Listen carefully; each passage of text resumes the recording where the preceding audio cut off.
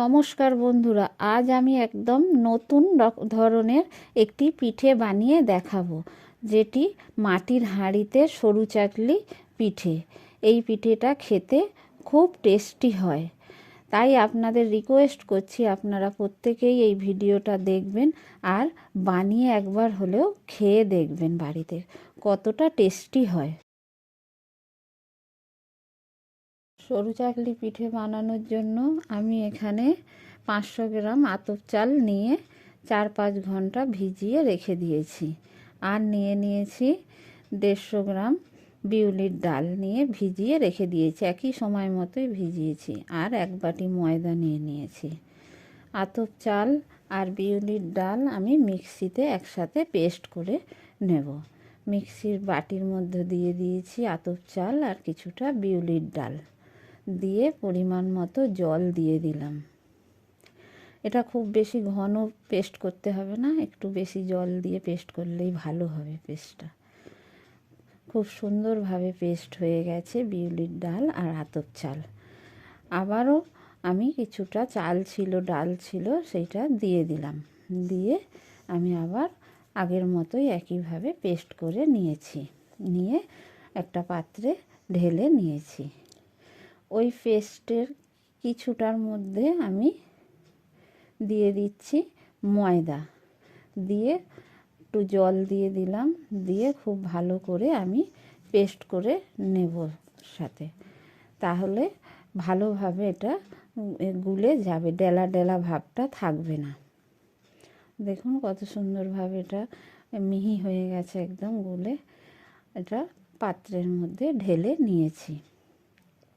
নিয়ে এই যে এই পরিমাণ ঘন হয়েছে আমার পেস্টটা। এবার এর মধ্যে আমি জল দেব, লবণ দেব, পরিমাণ মতো জল দিয়ে দেবো। এই দেখুন এতটা ঘন হয়েছে। এতটা ঘন এতে পিঠে ভালো হবে না, খুব মোটা মোটা পিঠে হবে।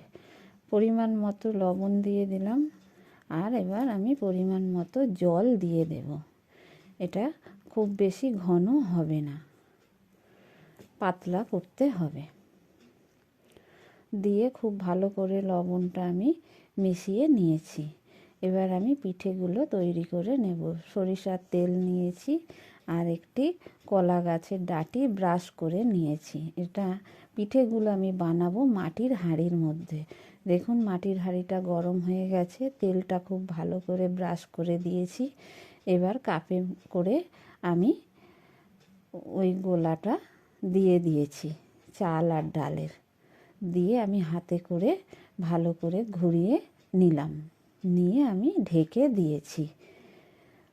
বেশিক্ষণ ঢেকে দিতে হবে না, 2-1 মিনিট ঢেকে রাখলেই ভাজা হয়ে যাবে পিঠেটা। আমি নামিয়ে নিয়েছি। এই দেখুন পিঠেটা ভাজা হয়ে গেছে, কত সুন্দরভাবে ভেজে নিয়েছি। এই রকম পাতলা পাতলা পিঠেগুলো হবে। দেখুন কতটা নরম হয়েছে, দেখুন হাত দিয়ে করছি, ছিঁড়েও যাচ্ছে না। আবার কত সুন্দর হয়েছে পিঠেটা। এইভাবে সমস্ত পিঠেগুলো ভেজে নিতে হবে। এইভাবে ভাজ করে পিঠেগুলো আমি রেখে দেব। আবারও একটা ভেজে নিয়েছি। এই দেখুন পিঠেগুলো দেখতে কত সুন্দর লাগছে।